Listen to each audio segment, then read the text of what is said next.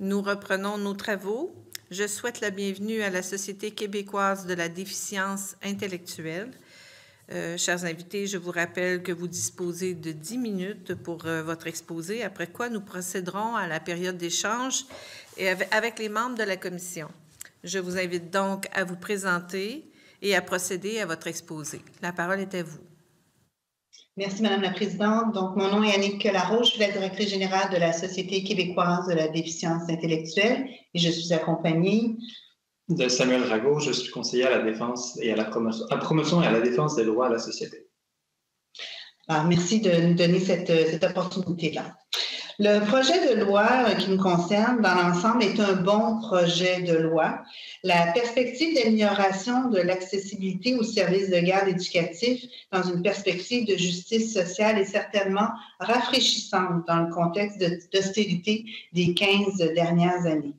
Malgré tout, de nombreux éléments peuvent encore être bonifiés et bon nombre de dispositions devront être précisées lors de la mise à jour des règlements rattachés à la loi. À travers ces processus, il importera de s'assurer que non seulement l'accessibilité aux populations moins favorisées soit effective, mais aussi que d'autres populations vivant dans des conditions d'exclusion soient prises en compte. C'est notamment le cas des familles ayant des enfants avec des besoins particuliers. Pour la Société québécoise de la déficience intellectuelle, il est clair que l'inclusion des enfants handicapés dans les services de garde éducatifs est une condition sine qua non à leur inclusion dans leur communauté, dans leur quartier, mais également pour leurs parents. C'est également la condition afin de permettre, surtout aux femmes, d'accéder au marché du travail.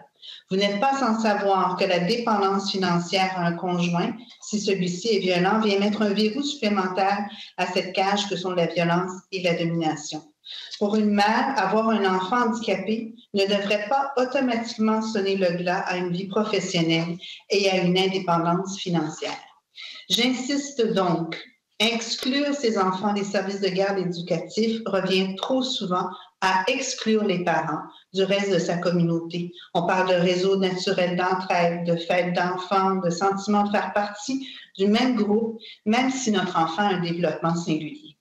Cette exclusion a des conséquences connues qui se nomment isolement, détresse, pauvreté, épuisement.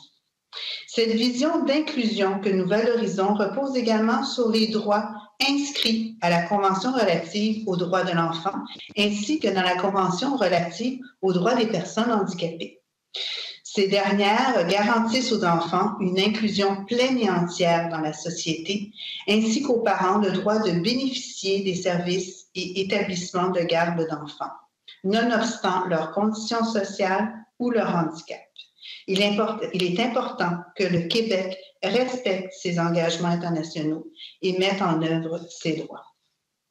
Comme mentionné, la société considère que l'inclusion des personnes en situation de handicap, peu importe leur âge, est fondamentale. Traditionnellement, les jeunes enfants sont souvent sous la responsabilité des mères et exclure ces enfants revient à exclure les mères, j'en parlais tantôt, de la société et du marché du travail, ainsi que d'une vie pleinement épanouie et marquée par la capacité de faire ses propres choix. Par ailleurs, autant l'inclusion des enfants que l'on juge différents est bénéfique pour la société, mais également pour les autres enfants qui grandissent en côtoyant des camarades extraordinaires, sans avoir peur de cette différence. En revanche, ces liens bénéfiques et inclusifs auront des effets inestimables pour les enfants ayant des besoins particuliers. On le sait, les enfants, et particulièrement ceux qui présentent une déficience intellectuelle, apprennent par mimétisme, par répétition.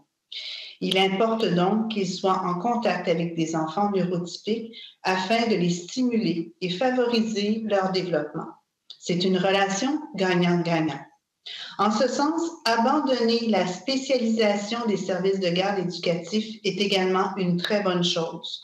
Comment peut-on aspirer à être sur le même trottoir que les autres à 21 ans si dès la plus petite enfance, on ne nous en donne pas accès? Il s'agissait d'une des recommandations que la Société avait formulées lors de la consultation préalable sur les services de garde et nous la répétons avec autant d'insistance aujourd'hui. Il importe également que l'accessibilité financière soit augmentée pour les familles ayant un enfant à besoins particuliers. Ces familles sont souvent plus précaires financièrement et peuvent rencontrer des difficultés à payer pour des services de garde éducatifs privés, voire publics parfois. En ce sens, les indicateurs utilisés pour accélérer l'inclusion d'enfants venant de milieux défavorisés devraient également prendre en compte la composition du milieu familial afin de s'assurer des particularités de chacun. Dans ce contexte-là, il importe d'analyser les dispositions du projet de loi avec une analyse différenciée selon les sexes intersectionnels, aussi appelée l'ADS+, afin de bien évaluer et mettre en lumière l'impact sur certaines populations plus sensibles d'être exclues ou de vivre des situations de précarité. C'est d'autant plus vrai que si le projet de loi veut rétablir une certaine forme de justice sociale pour les communautés plus défavorisées, il ne s'adresse pas nécessairement aux populations marginalisées par d'autres formes d'oppression systémique, par exemple la langue, la couleur de peau, le statut d'immigration ou le handicap, qui sont pourtant d'importants facteurs et conditionnements d'inclusion sociale. Ainsi, il aurait été important d'inclure l'ADS+, dans les articles traitant de l'inclusion des populations moins favorisées. Un autre point pour la société qui est important est la question du rôle de l'État dans la gestion de l'offre de services de garde. Le projet de loi régule de façon assez poussée le marché des services de garde et il s'agit, à notre avis, d'une bonne chose en général, puisque de nombreuses situations de favoritisme et de copinage ont été rapportées dans les dernières années. Cela dit, il importe que l'État se dote d'autres moyens de régulation et de dispensation des services que la seule dépendance au secteur privé. Il est en effet frappant qu'il soit proposé que le premier article de la loi comprenne une réserve à l'exercice du droit à l'accès à un service de garde. Le projet de loi précise en effet que, et je cite, « ce droit s'exerce en tenant compte de la disponibilité, de l'organisation et des ressources des prestataires de services de garde ». Cela est problématique pour nous. En effet, l'exercice d'un droit donné par l'État ne devrait jamais être conditionnel à la disponibilité de tierces parties non gouvernementales. L'État a une obligation de moyens et de résultats qui est absente ici. Si le projet de loi va plus loin que l'actuelle loi en ce qui concerne les conditions de création de places, les conditions d'appariement et compagnie, nous doutons malgré tout que tout cela sera suffisant pour répondre à tous les besoins sur l'ensemble du territoire. Enfin, le projet de loi met en avant la question de l'accessibilité financière aux services. C'est pertinent, mais l'accessibilité dépasse les seules questions financières. L'accessibilité concerne également l'accès aux documents, à l'information, aux démarches à réaliser afin de pouvoir bénéficier d'un service ou exercer un droit, entre autres. Bien que le projet de loi favorise la transparence des processus et de certaines informations, il est important de ne pas oublier que tout ne peut pas se faire sur Internet et que des services individualisés devront être disponibles pour les populations qui n'ont pas accès à la technologie ou qui présentent un niveau de littératie limité. Rendre l'information disponible par téléphone, par exemple, ou à des guichets de Service Québec, ou encore dans des organismes communautaires familles, sera important. En conclusion, le projet de loi 1 est un projet de loi dont la visée est noble et à laquelle la société souscrit entièrement. En ce sens, nous accueillons favorablement les changements proposés. Toutefois, la société aimerait que les besoins des familles ayant des enfants avec des besoins particuliers soient pris en compte dans le projet de loi. La discrimination dans les services de garde éducatifs peut être très forte et il importe de s'assurer que le gouvernement agisse et mette en place les conditions permettant d'y mettre fin. À cet effet, la Société québécoise de la déficience intellectuelle surveillera la publication des règlements qui devront être modifiés par la loi et, comme à son habitude, elle offre sa pleine collaboration au ministre. Je vous remercie de votre écoute. Madame Larose, Monsieur Rago, merci beaucoup pour votre exposé. Nous allons maintenant commencer la période d'échange. Je cède la parole à l'adjointe parlementaire du ministre, Madame la députée de Bellechasse. Madame, Monsieur, merci d'être là cet après-midi avec nous. C'est fort intéressant de vous entendre. On sent à quel point vous êtes impliqués et sincèrement, je suis heureuse de pouvoir discuter avec vous aujourd'hui. Parmi les points que vous notez dans votre mémoire, entre autres choses, m'a soulevé quelques questions parce que vous avez marqué là, dans vos suggestions d'ajouter conciliation, travail, famille, études. Donc, toujours dans un souci d'équité, je comprends. Dans la loi, dans la présente loi, nous donnons la possibilité de création de haltes garderies dans les cégeps et les universités. Est-ce que ça convient? Comment vous voyez cela? Bien, écoutez, merci pour votre question. Je pense que la première chose, en fait, c'est surtout une question de principe à cette étape-là, puisque la proposition qui est modifiée à la loi met vraiment en avant la question de la conciliation travail et famille. Puis je pense que ça aurait été important de rajouter aussi cet aspect-là d'études. Pour la petite histoire, là, très rapidement, moi, j'ai fait partie d'un conseil d'administration universitaire à l'UQAM, où il y avait des enjeux justement liés aux garderies et compagnie. Ça a été très difficile de travailler à créer ce genre de situation-là. Et c'est sûr que l'avoir dans la loi comme une question de principe aiderait clairement parfois à développer des projets qui permettent une vraie conciliation de travail et de famille. Je vous entends bien. Vous avez aussi parlé de suggestions, de retirer la possibilité pour les services de garde éducatifs de refuser des enfants. Actuellement, il y a évidemment, ça a été soulevé, et on demande une notification par écrit. Est-ce que ça vous convient? Est-ce que ça supporte votre idée? C'est certain qu'il faut s'assurer de bien encadrer ça. Vous comprendrez que moi, j'ai moi-même une fille handicapée qui a été dans les services de garde il y a déjà quelques années. Ça peut être très facile de mettre de côté un enfant puis de trouver des raisons quand on a un enfant handicapé. Donc, je vous dirais qu'il va falloir être extrêmement vigilant. Pour moi, c'est clair que oui, ça prend un écrit, mais tout est dans le regard aussi qu'on porte, parce qu'on peut toujours trouver, ça peut être assez facile de trouver des raisons pour lesquelles un enfant n'a pas sa place quand on a un enfant handicapé. Donc tout se règle pas avec un papier, c'est ça que je veux vous dire. C'est toute l'éducation qu'il faut faire préalablement qui est importante aussi, et de bien comprendre les besoins de l'enfant et du milieu pour s'assurer que ça soit un bon mix entre les deux. Quand vous parlez d'un bon mix, vous parlez d'une bonne intégration dans le milieu? D'une bonne intégration, et il y a plusieurs éléments pour qu'il y ait une bonne intégration. Donc, il y a de la sensibilisation du milieu, ça c'est certain. La sensibilisation, quand je parle du milieu, c'est pas juste les éducateurs, de la direction, les autres parents également, du conseil d'administration. J'ai fait partie du conseil d'administration de CPE à l'époque où il y avait une volonté claire d'intégration. Donc, on mettait en place, et très souvent, quand il y a une volonté comme ça dans un milieu, on devient beaucoup plus ouvert à l'ensemble des enfants. Ce n'est pas juste bon pour les enfants qui ont des besoins particuliers, mais ça ouvre à toutes sortes de particularités, ou même à juste accueillir les enfants avec leur propre réalité. Donc c'est tout un travail en amont, à mon sens, qu'il faut faire, et qu'il faut prendre le temps de le faire. Mais il y a des réussites, par exemple. En tout cas, je mets ma casquette de parent pour l'avoir vécu, c'est extraordinaire. Et c'est extraordinaire aussi pour les familles de se sentir inclus dans son quartier, comme n'importe quel parent. Quand un enfant est connu et reconnu dans son quartier, c'est formidable. Quand vous parlez de travail en amont, ça m'amène à me questionner sur la formation initiale. Est-ce qu'il y a des bonifications? Est-ce que vous avez des idées de suggestions de bonifications qui devraient être ou qui pourraient être faites au niveau de la formation des éducatrices? Écoutez, je ne suis pas une experte du cursus là, de formation, mais je me doute bien que d'en parler plus, ça ne peut pas nuire. Donc, et peut-être aussi d'y aller sous forme de témoignage, de pouvoir voir c'est quoi l'impact, si vous saviez l'impact positif dans une famille que ça peut avoir.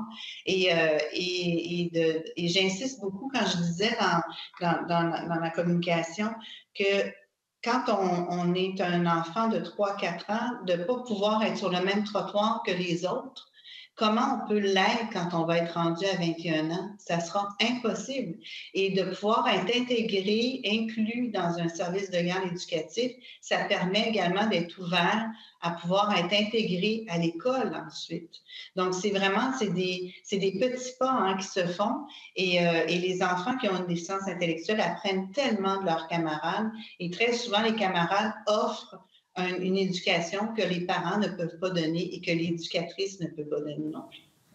Donc, dans leur interaction, c'est ce que vous dites. Dans leur interaction, également d'apprendre les comportements sociaux qu'on doit avoir. Donc, c'est comme ça. Puis, un enfant régulier, neurotypique, elle va être amie et ne verra pas nécessairement, oh mon Dieu, cette personne-là a un chromosome de plus, il doit être bizarre. Non, c'est mon ami. Elle s'appelle Marie, puis c'est tout. Alors, voilà. C'est ça l'ouverture et le changement, changer la société. Merci. Écoutez, je vais laisser ma collègue prendre la parole pour évidemment poser des questions et on aura l'occasion de peut-être discuter dans quelques minutes. Merci. Madame la députée, je cède maintenant la parole à la députée de Soulanges. Merci, Madame la Présidente. Bonjour à vous deux. Tout d'abord, je voulais pas passer sous silence qu'il vous reste, je crois, 2 petites journées, Madame Larose, à votre mandat comme directrice générale. Je voulais d'abord vous remercier pour votre implication dans cette grande cause que vous portez à bout de bras depuis 2015. Donc, je pense que votre présence ici aujourd'hui nous est très précieuse. Merci énormément au nom de tous les parents d'enfants handicapés. Merci. Je voulais vous poser plusieurs questions. En fait, dans votre mémoire, vous faites référence aux enfants avec des situations de handicap et des enfants avec des besoins particuliers. Pouvez-vous nous expliquer, faites-vous une distinction entre les deux, entre les enfants en situation de handicap et les enfants à besoins particuliers? Parce qu'on sait quand ils sont en jeune âge, le diagnostic est souvent difficile à percevoir. Et donc, j'aimerais voir si vous faites une distinction vraiment entre les deux. C'est sûr que moi, ce que je connais, c'est la déficience intellectuelle. Donc, moi, je ne me suis jamais prétendue être experte dans d'autres formes de limitation fonctionnelle. Donc, on sait qu'en déficience intellectuelle, à moins qu'il y ait un syndrome comme la trisomie, où 1 heure après la naissance, on sait que l'enfant va avoir une déficience intellectuelle. On ne sait pas encore quel sera le niveau de sa déficience intellectuelle, mais on sait que cet enfant-là a une déficience intellectuelle. Mais parfois, ce n'est pas le cas. C'est suite au développement de l'enfant où là, il y a un retard de développement. Et là, à ce moment-là, c'est plus tard, c'est quand viendra proche de l'entrée à l'école où il va avoir une évaluation, où on va pouvoir statuer s'il y a une déficience intellectuelle. Donc, c'est sûr qu'on nomme parfois besoins particuliers. Donc, parfois, on utilise les mots. Hein, on a tout un jargon, nous. Mais je vous dirais que c'est sûr que le mémoire qu'on vous présente, on a une pensée pour tous les enfants qui sont en situation de handicap, tous les enfants qui ont des particularités, des besoins particuliers. Mais comme je disais tantôt à votre collègue, moi, je reste assez convaincue que quand on ouvre aux enfants handicapés, aux enfants avec des besoins particuliers, bien, on ouvre à l'ensemble. Donc, c'est bénéfique à l'ensemble des enfants. Dans le parcours, si vous me permettez, de ma fille, tant au niveau de la garderie qu'au niveau de l'école, très souvent, les interventions qu'on faisait avec elle donnaient des idées d'intervention à l'éducatrice ou au professeur pour d'autres enfants qui étaient tout à fait neurotypiques.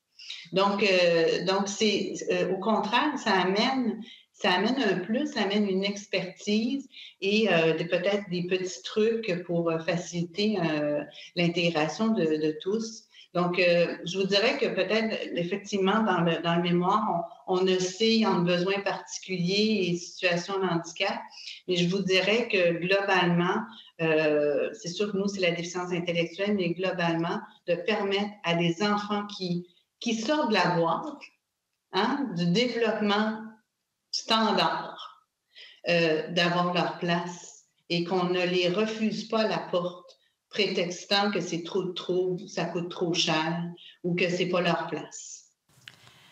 Vous suggérez aussi qu'on fasse leur priorisation dans les politiques d'admission.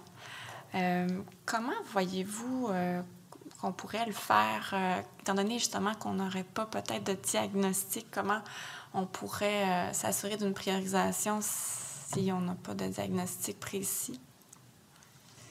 C'est sûr que dans ces cas-là, peut-être que c'est plus difficile, mais il y en a d'autres qui en ont des diagnostics. Donc, peut-être de s'assurer au moins qu'il y ait une préoccupation ou une volonté et que ça soit tangible, là, que ça soit pas juste un vœu pieux, là, mais que ça soit tangible, puis qu'on se dise, dans ce milieu-là, on souhaite inclure un certain nombre d'enfants, puis qu'il y a des places qui soient...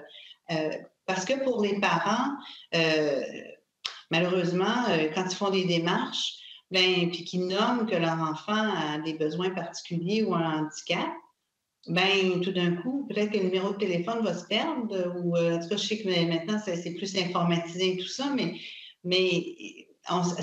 ça s'est souvent vu. Donc, tout d'un coup, cet enfant-là est moins intéressant. On voyait, c'est sûr, moi, je suis rendue presque une grand-mère, mais je regardais les parents qui vendent quasiment leur enfant, qui vantent leur enfant pour pouvoir avoir une place. C'est sûr que moi, t'arrivais avec ma fille trisomique, j'aurais perdu en partant. Donc, mais alors que on le sait que ces enfants-là peuvent bénéficier énormément de cette intégration-là, puis ça peut changer leur parcours de vie. Je vous amènerais dans une toute autre situation. En fait, je ne sais pas si vous avez déjà eu contact avec cette situation-là, mais il y a certains parents qui présentent eux-mêmes une déficience intellectuelle. Est-ce que dans ce projet de loi-là, on pourrait les aider particulièrement ou en général? Avez-vous une suggestion pour eux? Bon, merci de votre question, parce qu'on a eu cette discussion-là, Samuel et moi, justement, parce que c'est sûr que ils font pas légion, donc il y en a pas beaucoup. Sauf qu'il faudrait avoir une préoccupation pour ces parents-là.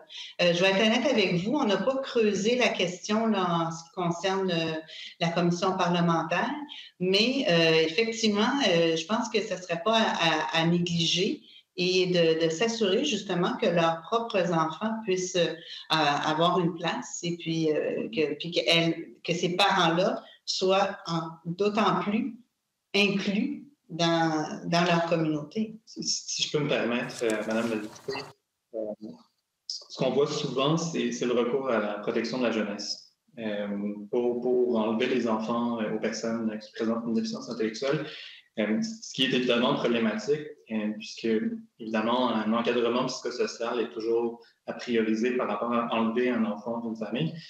C'est aussi, d'ailleurs, ce que privilégie la Convention relative aux droits des personnes handicapées. Alors, en premier lieu, je pense qu'évidemment, renforcer les services, donner du soutien aux familles de personnes qui présentent une déficience intellectuelle, c'est sûr que c'est la première des choses. Ça ne répond pas nécessairement à votre question directement, mais ce serait un des éléments de réponse dans l'immédiat. Merci beaucoup, Mme la Présidente. Merci beaucoup. Donc, je vais céder la parole à la députée de Bellechasse. Merci, Madame la Présidente. Vous me laissez combien de temps, Madame la Présidente? 2 minutes 15 secondes. Merci. Je vous ai entendu, puis vous êtes revenu lors de la discussion avec ma collègue sur les possibilités de refus, les exclusions des milieux de garde. Vous avez soulevé un point en nous laissant entendre que plusieurs raisons pouvaient devenir un motif de refus. Et j'ai bien tout à l'heure discuté avec vous en précisant que est-ce que vous pensez que le fait de l'écrire puisse, si on veut, pousser la réflexion puis obliger à ce que ce soit plus senti au niveau des refus. Puis, ça, je veux vous réentendre. Puis, vous avez aussi suggéré d'inclure dans le projet de loi le devoir de donner des alternatives aux parents en cas de refus. Vous pensez à quelle alternative? Alors, Madame la députée, je pense que malheureusement, on le voit dans beaucoup de circonstances, prouver qu'un refus est basé sur un motif de discrimination en vertu de la charte est très difficile. C'était un peu la raison pour laquelle on a dit, si on refuse carrément que les services de garde puissent refuser, on n'a plus ce problème-là. Ils sont obligés d'accepter, puis ils ne peuvent pas trouver mille et une façons de contourner pour ne pas dire que c'est un motif de discrimination essentiellement. Est-ce qu'on va être capable, juste en ayant de l'écrit, de régler cette question-là? On ne pense pas. On pense qu'il y a toujours, malheureusement, plein de façons de trouver une bonne raison qui ne sera pas le handicap pour exclure. Pour ce qui est de la recommandation,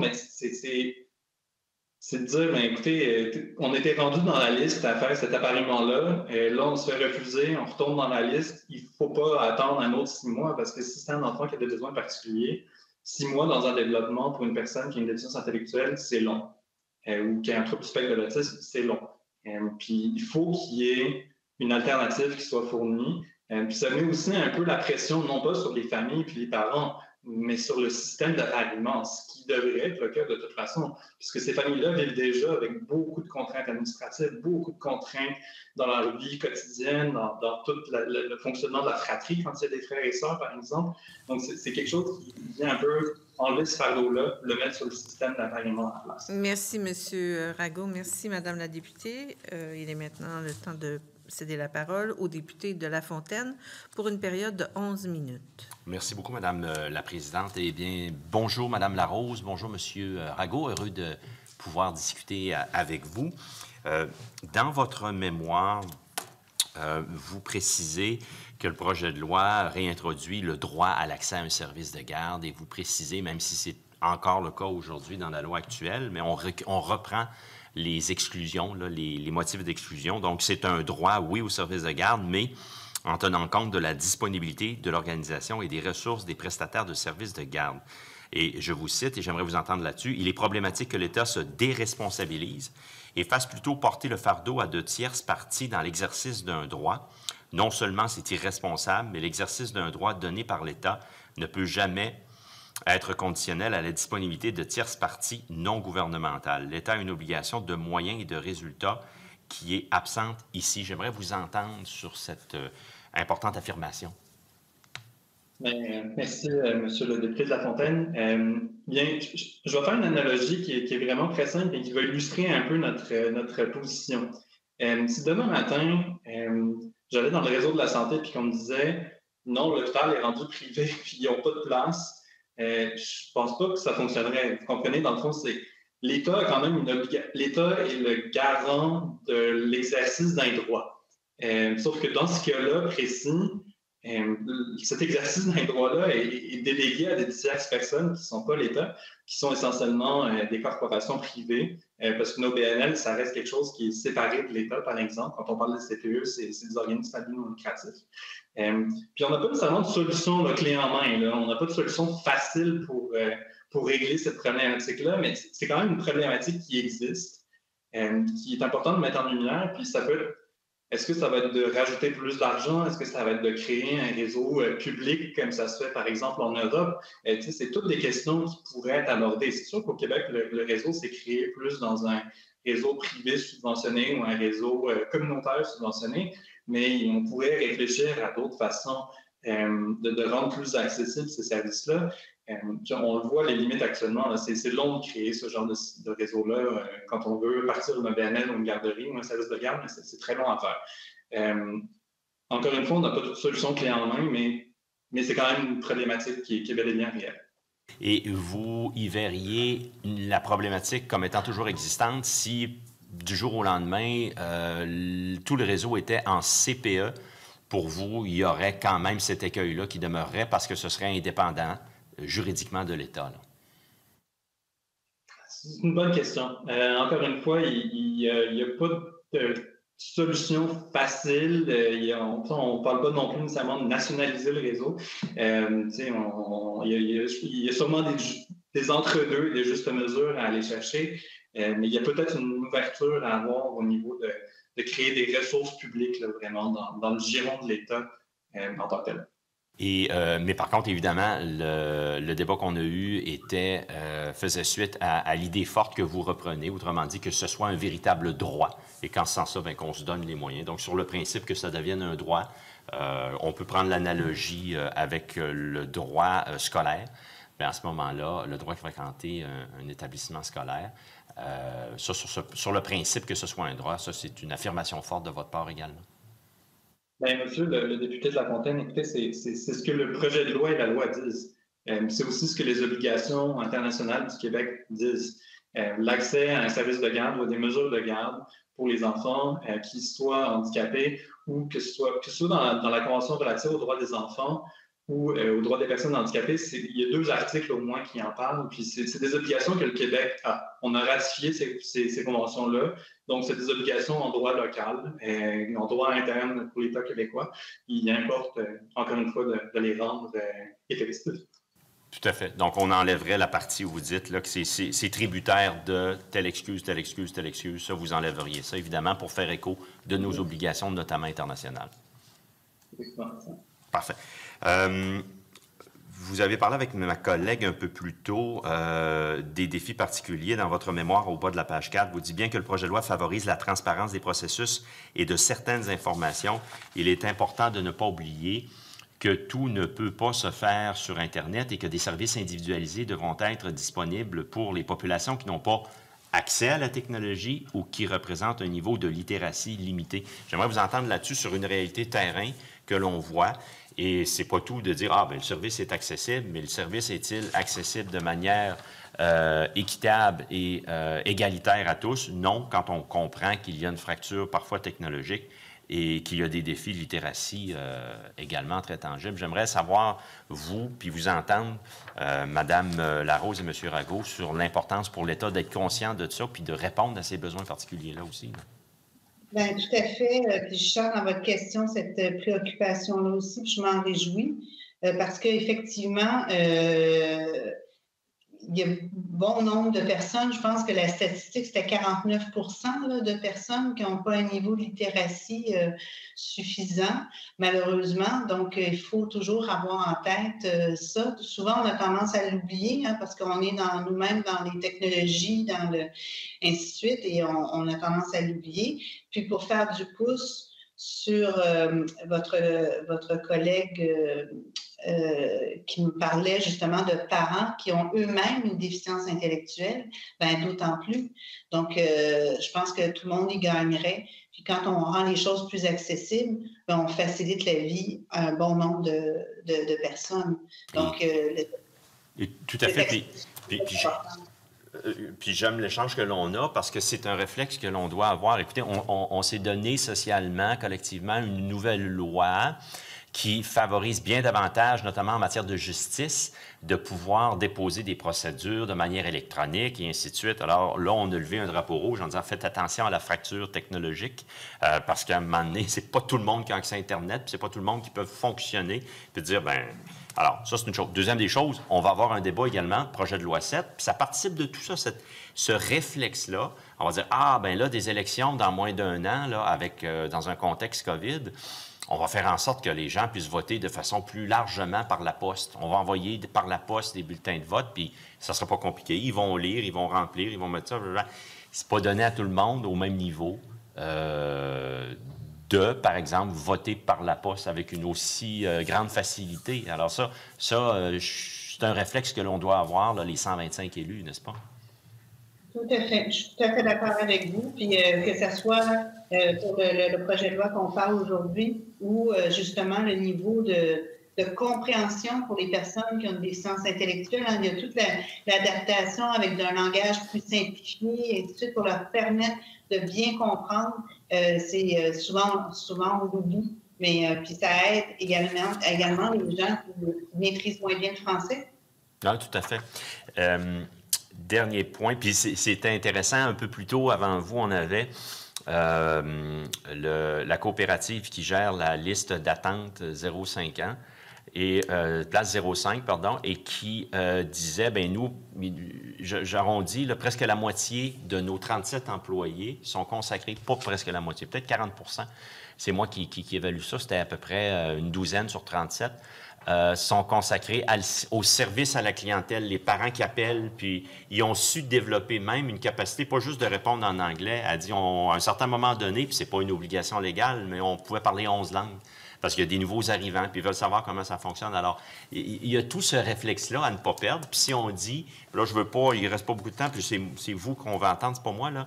Mais je trouve ça intéressant de ne pas perdre ça en chemin en disant, bon, on va tout centraliser, ça va être guichet unique, hey, ça va être Cadillac, notre affaire, mais c'est pas tout le monde qui sont à la même page, non? Non, les petites boîtes, toutes bien cannées, là, ça marche pas. Puis je peux vous dire, en déficience intellectuelle, on rentre jamais dans la boîte. Ça. Deux sujets, parce que je ne veux pas passer à côté. Vous dites retirer la possibilité pour les services de garde éducatifs de refuser des enfants sans motif sérieux et avéré ou pour tout motif qui soit fondé sur un critère de discrimination interdite par la Charte. J'aimerais vous entendre sur l'importance de ça, là. Bien, écoutez, parce que on a tellement eu d'exemples de situations où dès que l'enfant a des défis particuliers, un retard de développement, une déficience intellectuelle, le milieu ne souhaite pas l'accueillir pour différentes raisons. Hein. Puis, les parents peuvent donner plein de raisons qu'ils entendent, mais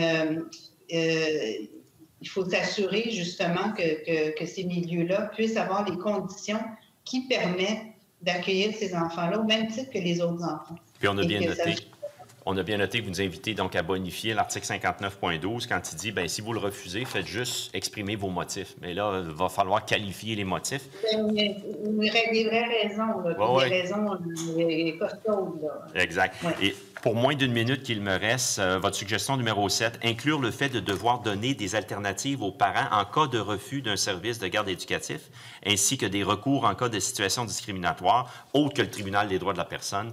Ça, on vous entend bien, ça prend, et puis on le voit dans certains ministères et organismes, des organes de révision de certaines décisions qui vous permettent de pouvoir plaider votre cause sans devoir aller plaider ça devant un juge ou une juge. J'aimerais vous entendre là-dessus, c'est important. Bien, vous comprendrez que déjà, d'avoir un enfant handicapé, on s'entend que c'est quand même plus lourd que peut-être que d'avoir un enfant régulier. Donc, si en plus, on doit s'en ajouter avec un dédale et puis donc, c'est ça qui est le plus difficile, je vous dirais. Très souvent, le quotidien, et c'est une chose, mais toute la paperasse et tout ce qu'il y a autour, et puis de s'assurer d'avoir une place pour notre enfant, c'est ça qui est encore plus lourd.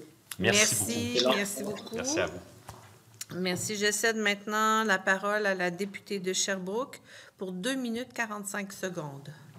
Merci, Madame la Présidente. Je vais vous amener, moi aussi, sur les recommandations 6 et 7 que vous nous faites. Vous faites référence au refus d'enfants. J'aimerais que vous nous disiez, dans le cas d'enfants qui ont une déficience intellectuelle, est-ce que l'enjeu se situe surtout au niveau du refus ou bien vous constatez aussi des situations où on annonce à l'enfant qu'il ne pourra pas rester dans le milieu une fois qu'il avait déjà été accueilli? Je vais être honnête avec vous, c'est très spécifique. J'ai pas nécessairement C'est sûr que quand l'enfant est déjà rentré, par expérience, souvent, il va y rester ou à moins qu'il développe un problème de comportement qui va perturber vraiment le fonctionnement du groupe. Très souvent, des déficiences intellectuelles, c'est de rentrer qui est difficile parce qu'il faut faire face aux préjugés qui viennent avec. Donc, quand on réussit à rentrer puis qu'il y a un bon encadrement puis que l'enfant parfois développe des problèmes de comportement, pas parce qu'il est particulièrement tannant, là, mais c'est parce qu'il n'est pas capable de se faire comprendre, parce qu'on ne répond pas à ses besoins. C'est une façon de communiquer et quand il n'arrive pas à le faire d'une certaine façon ou qu'on ne lui donne pas des alternatives pour pouvoir s'exprimer, bien, tout le monde comprend un coup de poing ce que ça veut dire, mais c'est peut-être pas la bonne chose à apprendre. Donc, il faut apprendre qu'il y a d'autres alternatives pour exprimer sa colère, par exemple. Je vous donne un exemple. Parfait. Bien, je vous le demandais parce que on nous a mentionné que pour les enfants qui avaient un TSA, par exemple, souvent, il y avait des situations d'expulsion parce que finalement, on disait on n'est pas équipé finalement pour... mais j'entends que dans votre situation, c'est vraiment en amont le problème qui se situe. Donc, oui, ça veut dire que les mesures d'aide, donc, comment vous les qualifieriez, les mesures d'aide, une fois que l'enfant est admis? Il faut toujours s'assurer qu'elle soit présente et en bonne quantité et que le milieu comprenne la façon que l'enfant fonctionne, qu'il y ait une belle collaboration aussi, idéalement avec la famille, parce que c'est un milieu également, on le dit, éducatif. Donc, de permettre justement d'avoir une espèce de lien entre la famille puis le CPE pour qu'il y ait des choses qui se travaillent de part et d'autre. Mais c'est certain que quand toute la question de problèmes de comportement ou d'adaptation du comportement, c'est sûr que ça, c'est un élément qui peut très facilement faire basculer cet aspect-là. On le vit un peu moins en déficience intellectuelle peut-être qu'en TSA. C'est une autre particularité, mais on vit d'autres formes de préjugés aussi qu'on parle moins parfois. Si je peux me permettre, Mme la députée. Merci.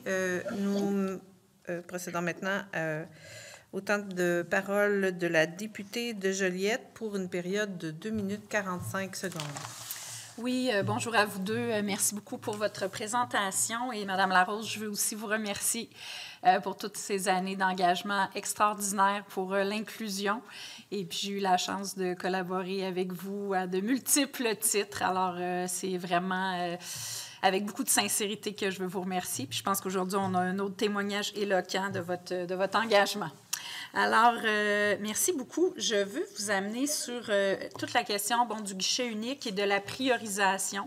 Vous faites ressortir là, avec beaucoup de pertinence aux pages 6 et 7 que vous adhérez bien sûr au concept de priorisation d'enfants provenant de milieux moins favorisés, socio-économiques moins favorisés, mais vous nous invitez, comme on l'a effleuré tout à l'heure, à vraiment aussi donner une priorisation aux enfants qui ont un handicap.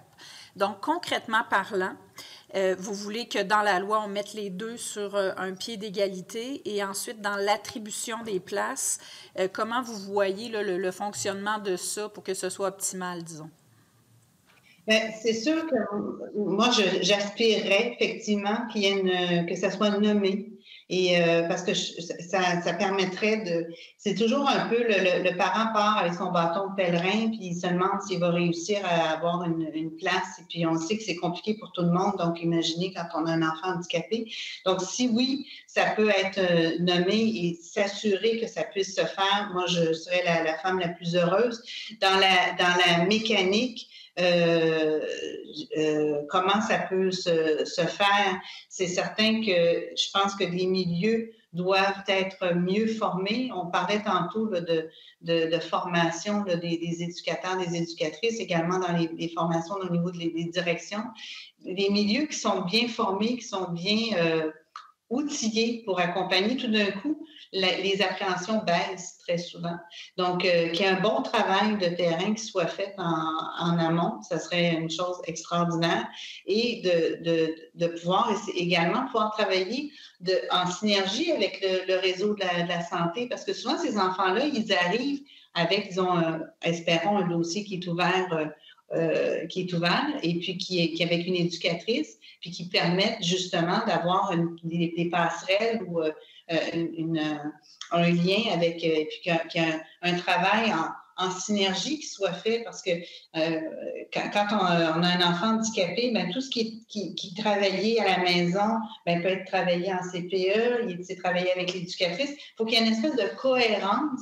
Puis que moi, j'ai toujours dit que le parent, c'est un peu l'intervenant pivot. Hein? C'est lui qui fait un peu tout le lien entre ça. Donc, s'assurer que ça puisse se faire. Donc, et puis ça va être à l'avantage des enfants qui vont mieux se développer encore mieux. Merci. C'était tout le temps que j'avais, malheureusement. Madame Larose, Monsieur Rago, merci infiniment pour votre contribution aux travaux de notre commission. Avant de conclure les auditions, je procède au dépôt des mémoires des personnes et des organismes qui n'ont pas été entendus lors de nos auditions publiques. Je vous remercie pour votre contribution, chers collègues, à nos travaux. La commission ayant accompli son mandat ajourne ses travaux sine die. Merci.